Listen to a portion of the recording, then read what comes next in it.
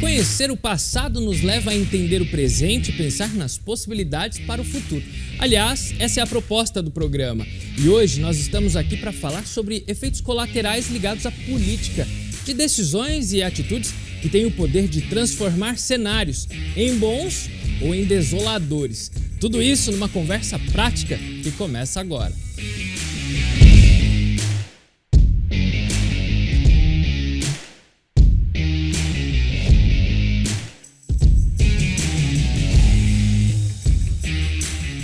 Você das regiões de Ribeirão Preto e Campinas, seja muito bem-vindo ao Poder e Negócios de hoje. Dr. Quioche Arada, um prazer tê-lo aqui mais uma vez. Prazer é meu, Tiago. Tudo bom? Tá tudo jóia, graças a Deus, Dr. Quioche. Aliás, muita coisa aconteceu desde a sua última vinda aqui. A gente tem percebido cenários difíceis, não? Principalmente, até mesmo levando em consideração a dívida externa, né? O senhor tem uma grande preocupação em relação a isso, né? Claro. Como que está essa situação? Vai piorar, né? Nós batemos um recorde de dívida externa, né? 6 trilhões e 600 bilhões, né? Isso em maio, né? De lá para cá deve ter piorado, né? Ô, doutor, só para que as pessoas em casa entendam, como é que começou tudo isso? A dívida externa sempre existiu, em maior ou menor escala. Ela, na verdade, é menos explosiva do que a dívida interna, porque a dívida interna venceu, você tem que pagar, à custa de emissão de outros títulos. Você vai substituindo e vai pagando. Agora, a dívida externa tem componente político, né? Então, é a negociação de Estado para organismo internacional, como a FMI, entendeu? O BIRD, entendeu?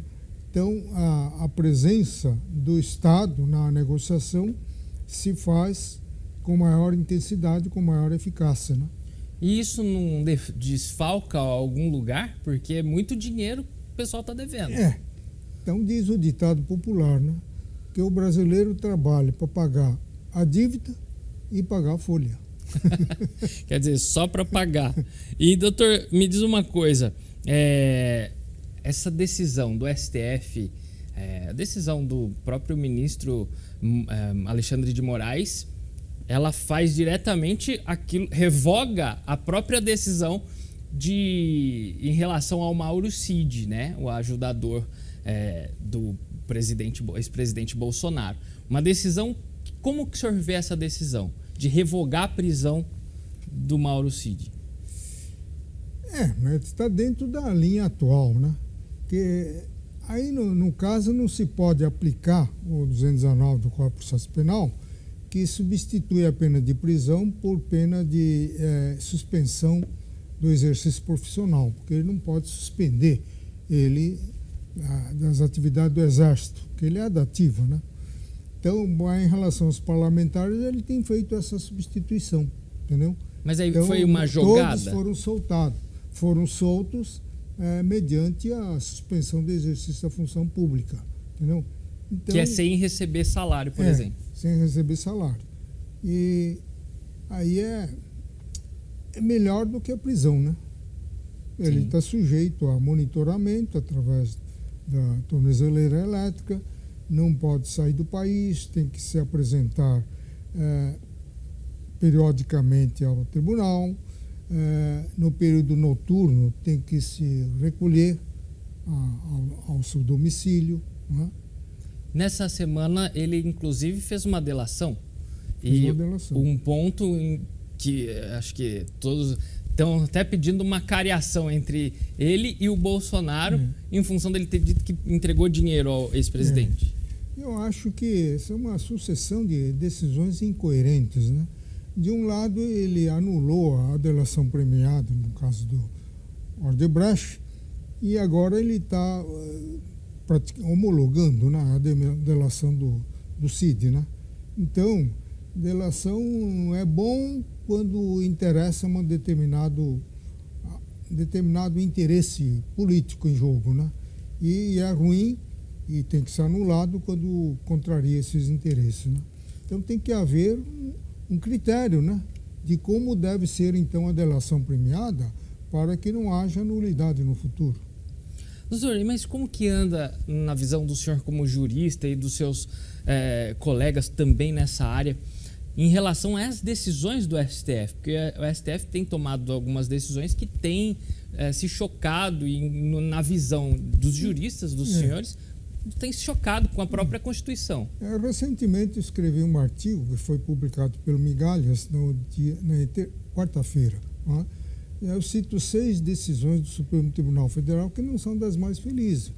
A primeira é aquela que impacta a coisa julgada. Você está seguro, porque tem coisa julgada a seu favor, de repente vem uma decisão e impacta aquilo lá, falando, não, aquela decisão que lhe dava o direito de não pagar a contribuição social sobre o lucro líquido desapareceu. Isso em 2022. Ele está dizendo que desapareceu desde 2007. Sim. Com efeito retroativo. Quer dizer, isso é preocupante. E outra decisão mais recente foi do pagamento do PIS/COFINS pelas instituições bancárias, que ele disse que o fato gerador é faturamento, o banco não faz faturamento, mas ele tem uma receita proveniente da sua atividade principal. Então, é a que tanto basta para ser contribuinte do PIS/PASEP. E esse voto, liderado pelo ministro Toffoli, ele diz que faturamento e receita é uma coisa só, é a mesma coisa. Ora, em 2006 ele dizia exatamente o contrário, que faturamento é uma coisa e receita é outra. Logo, a lei 7.718, tributar a receita bruta, quando a Constituição na época falava só do faturamento, é inconstitucional. Seguiu-se mais 3 ou 4 decisões nesse sentido, dizendo que a receita bruta só foi introduzida pela emenda 20 de 1998. Antes, então não podia.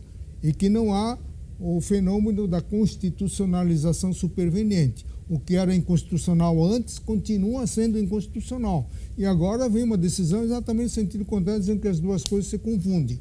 Então, isso gera uma certa insegurança jurídica, né? Com e depois, certeza. Tributação dos importados pelo IPI. Isso todo mundo agora esquentou a cabeça de muita gente. Então, isso. Você vê que ele paga no desembaraço aduaneiro. Por quê?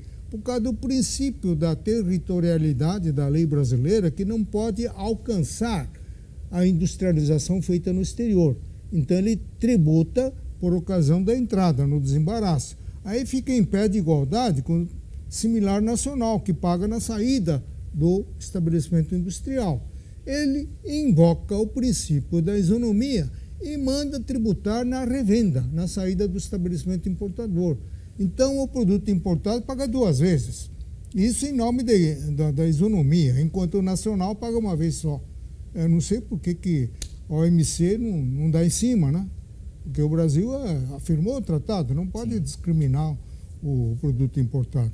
Em miúdos, a população acaba perdendo, não, doutor? Isso depois de marchas e contramarchas. Ora, não tributa, ora, tributa, entendeu? E agora, como o Supremo decidiu, o Superior Tribunal de Justiça, que tinha posição pela não tributação, vai ter que exigir a tributação, entendeu? Aliás, já vinha exigindo a tributação. Doutor, que eu acho, agora também tem uma questão. O presidente Lula indicou Cristiano Zanin e ele não agradou muito o pessoal da esquerda, né? No STF. Como que o senhor avalia? Eu acho que, no geral, ele vai acompanhar o voto do governo, né? Tanto é que, se ele não fosse acompanhar, não fosse fiel ao governo, ele teria aderido ao voto do Nunes Marques, que deu 2 anos e 6 meses de reclusão, em vez de 17 anos. O Zanini deu quanto? Deu 14. Agora, ele sugeriu 14. Agora, doutor, essas condenações aí, como que o senhor enxerga? Correspondeu à expectativa, não minha, expectativa da grande mídia, que falava que precisavam ser punidos com máximo rigor de uma forma exemplar. Todos eles seriam terroristas. Se tivesse criança lá dentro, também seriam terroristas. Então, o Supremo Tribunal Federal, como qualquer outro tribunal do planeta, não deixa de deixar-se influenciar pelo que se chama de clamor popular, que a mídia, representando a sociedade, exigia uma punição exemplar. Sim. Entendeu? Então havia atentado, não só atentado ao Estado Democrático de Direito, como tentativa de deposição do governo. E a sentença condenatória não fala em tentativa, fala em tomada de poder. Doutor Quioche, o bate-papo tá muito legal, mas a gente vai fazer uma pausa agora. Você de casa, fique aí, o intervalo é bem rápido, a gente volta já.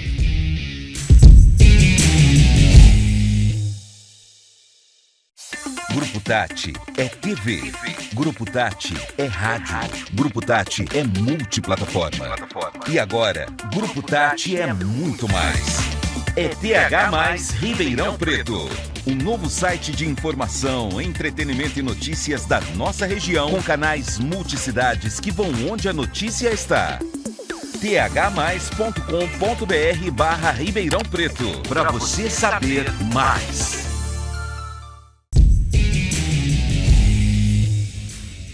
Olha, agora eu tenho um recado para você que gosta de se vestir bem e que precisa usar roupa social. A Camisaria Victor tem ótimas camisas sociais masculinas, ternos, gravatas, calçados e também moda esporte. Polos, calças jeans, bermudas, modelos exclusivos e preços acessíveis. O pagamento é facilitado.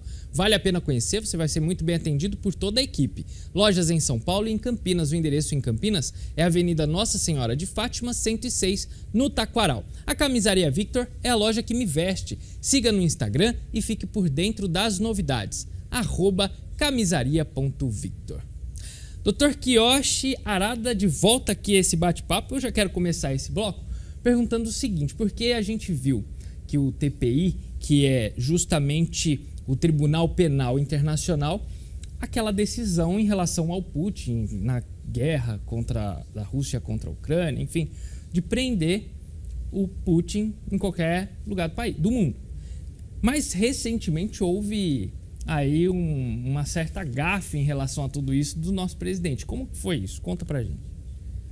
O presidente Lula, quando afirmou que o Putin poderia vir aqui participar da reunião do G20, que não seria preso, ele aparentemente ignorou a existência do Tribunal Penal Internacional. Não é? Mesmo ele tem pouca memória. Foi ele que indicou a primeira mulher para compor o Tribunal Penal Internacional em 2003, quando ele já era presidente. Ele esqueceu disso. Alertado pela assessoria, ele mudou de postura, falando, tribunal realmente emitiu a ordem, mas o tribunal não tem muita eficácia, porque grandes potências como os Estados Unidos, China, Índia, não aderiram ao Tratado de Roma. Isso é irrelevante. O relevante é que o Brasil firmou o tratado em 2000 e em 20 de junho de 2002 ratificou esse tratado, portanto, promovendo a internacionalização da legislação do Tribunal Penal Internacional à ordem jurídica brasileira. Então, quando ele diz que não vai cumprir, ele está dizendo que vai desrespeitar a Constituição brasileira, cujo artigo 5º, parágrafo 4º, diz que o Brasil obedecerá à jurisdição do Tribunal Penal Internacional, cujo tratado tenha sido firmado, não é? E o Brasil firmou. Sim, e isso pelo menos essa primeira fala dele desagradou muita gente, principalmente ligadas às questões sociais, não? Agora, quando ele diz que Estados Unidos, China e Índia não trataram, é porque os Estados Unidos, como você sabe, é um país que intervém em tudo, né? Provoca guerra, provoca queda de regime, e uma das causas de deflagração da jurisdição do Tribunal Penal Internacional é exatamente julgar crimes de guerra e crimes contra os direitos humanos e crime de genocídio. Então, se os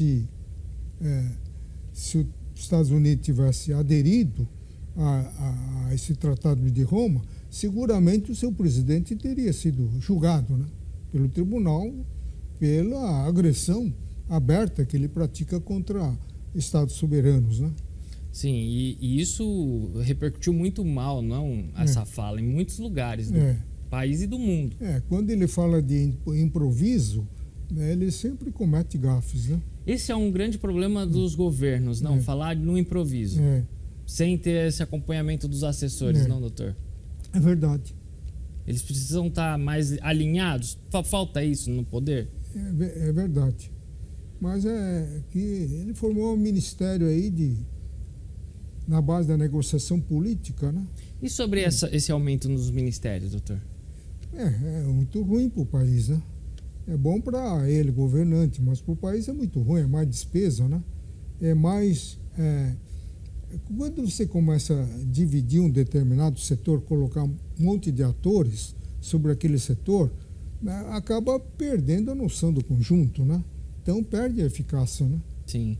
Doutor, agora, a ex-presidente Dilma também está sendo julgada e é um julgamento virtual.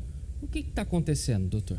Isso é um absurdo, né? Quer dizer que ela foi vítima de um golpe. Então, os 11 ministros do Supremo Tribunal Federal seriam golpistas. E quem presidiu a sessão foi o ministro Lewandowski, que presidiu. E, aliás, favoreceu bastante a Dilma, porque ele dividiu uma pena que é indivisível. A Constituição não fala em perda de mandato e suspensão de direitos. Não. É perda de mandato com suspensão de direitos políticos. É uma pena única. Então ele fatiou, ela perde o mandato, mas fica com os direitos políticos. Entendeu? Agora vem o presidente Lula dizendo que ela sofreu um golpe, então ela tem que ser virtualmente, né, recolocada no poder, no julgamento virtual, reinstalar ela na presidência, entendeu? Isso é um absurdo, né? Esse julgamento deve terminar na terça-feira. Sim. É tão absurdo quanto a proposta que ele formulou de os ministros do Supremo Tribunal Federal emitirem voto secreto. Isso é coisa da ditadura. Isso é coisa da ditadura.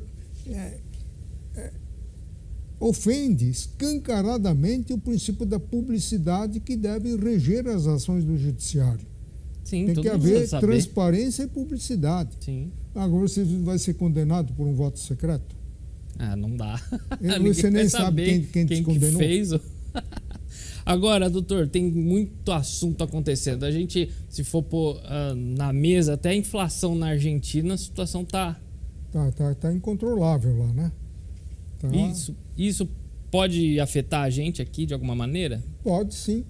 E pode afetar bastante se o Lula cumprir aquela promessa, e tudo indica que sim, de socorrer com os recursos do BNDES. Vale dizer, com o nosso dinheiro, entendeu? O Brasil já está atolado em dívida. A dívida externa crescendo adoidadamente.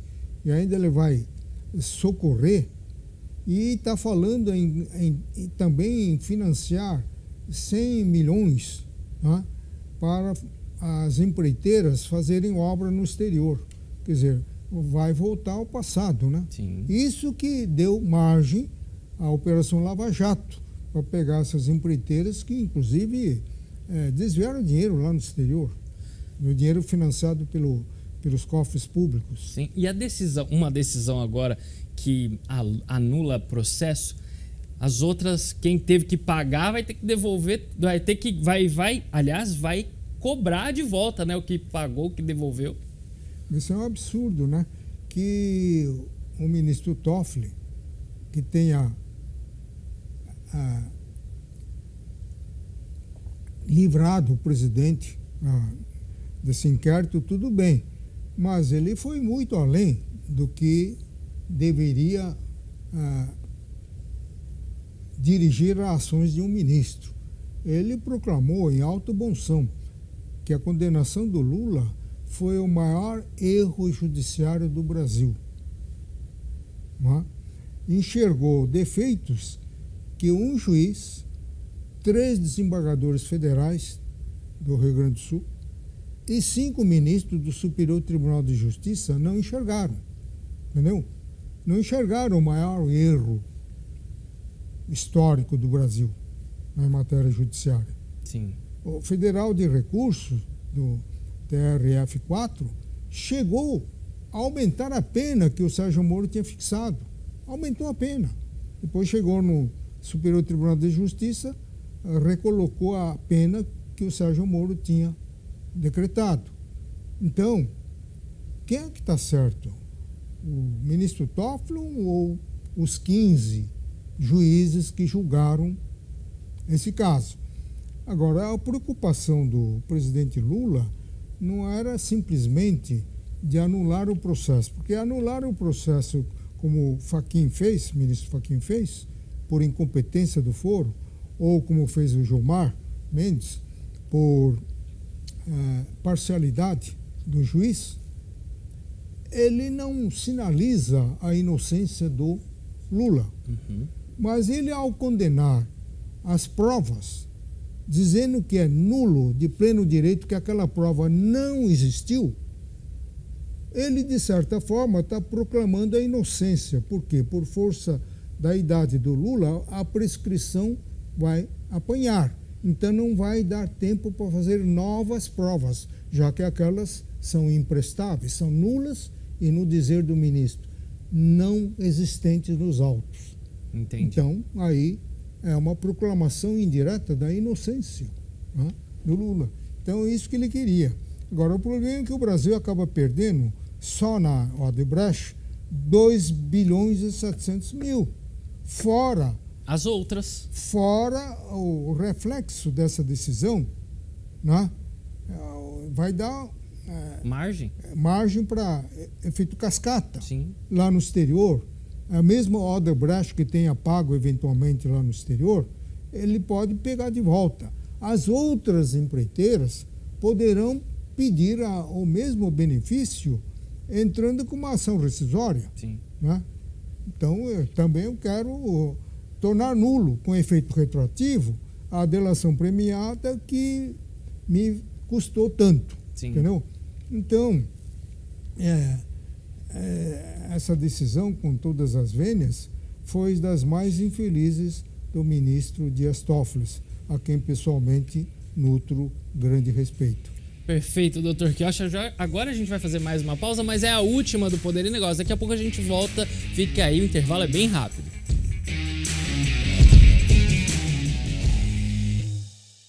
Onde é o seu mundo? Seu mundo é a sua cidade. É nela que você vive, tem suas raízes e cria seus sonhos.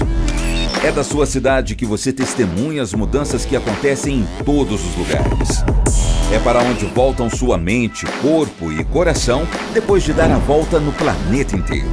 E a TV Tati se orgulha de ser, através da tela da sua TV, computador, tablet ou celular, uma das janelas que te conecta com o mundo. TV Tati, sua TV, nossa cidade.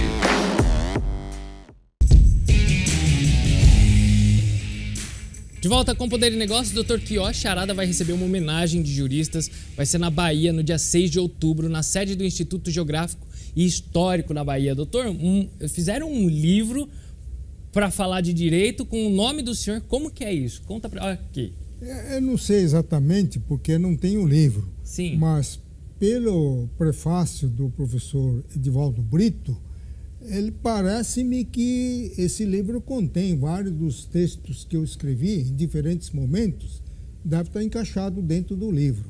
Não é? Sim. Ele fala do não apenas um jurista, mas aquele que educa, interpreta os fatos, não fica só repetindo, não é? É o construtor do direito. Entendeu? E como que o senhor recebe essa homenagem? Uma verdadeira homenagem, não? Mas isso é uma gentileza do Antônio Francisco Costa, um dos poucos amigos que tem. Aliás, todo mundo tem poucos amigos nesse mundo. Você pode ter milhares de admiradores, milhares de conhecidos, né? Mas amigos mesmo, de todas as horas, você conta no dedo, né? É verdade. E o Francisco Costa é um deles. E não é dos mais antigos, né? Os mais antigos são o ministro Sidney Sancho, o ministro Massami Ueda, que vai mais de meio século de amizade, né? Mas ele é um grande amigo que eu conheci na rede internacional de excelência jurídica. Doutor Quiocha, conhecido internacionalmente, não poderia ser diferente. E aqui, mais uma edição do Nikkei no Brasil, um livro que o senhor coordena. E assim, já está na quinta edição. Esse é desse ano, de 2023. Foi para homenagear os 115 anos da imigração japonesa no Brasil. E, doutor, com esse aqui, quantos livros já o senhor tem na conta? 40 e... Não, esse daqui não conta. Não? Só livros individuais meus eu tenho 43. Puxa vida, Hoje saiu a segunda edição do IPTU Doutrina e Prática e está para sair a quinta edição do Direito Tributário Municipal e a segunda edição da Imunidade e Isenção. Muito legal, doutor Quioche. A gente está chegando na parte final do programa, mas eu não poderia encerrar sem dizer que o senhor agora é avô pela quinta vez, né? Como que foi a chegada desse netinho? Chegou na sexta-feira, né? Como que foi, doutor? A expectativa foi muito grande, né? Mesmo porque o meu filho teve 2 filhas, né? Então, eu sempre comentava com a minha esposa, pelo menos a segunda filha poderia ter sido um menino, né? E ele arriscou, tentou uma terceira vez e deu certo, né? Agora ele tem um herdeiro. Agora tem um herdeiro. E o senhor... Não, mas se bem que hoje em dia não há mais essa diferença de gênero, né? Homem e mulher herda do mesmo jeito. Puxa vida, parabéns então pelo netinho, doutor, para o senhor e para toda a família, viu? E obrigado pela participação aqui no Poder e Negócios de hoje, doutor Quioche. Eu que agradeço, Thiago. Olha, infelizmente a gente não tem mais tempo, eu quero agradecer a sua companhia. Você pode rever o programa na íntegra, basta acessar o nosso canal no YouTube, se inscreva e curta as nossas publicações. Nessa semana, trechos vão estar disponíveis no Instagram. Aproveita para compartilhar os nossos conteúdos. Desejo a você uma excelente e abençoada semana. Até a próxima.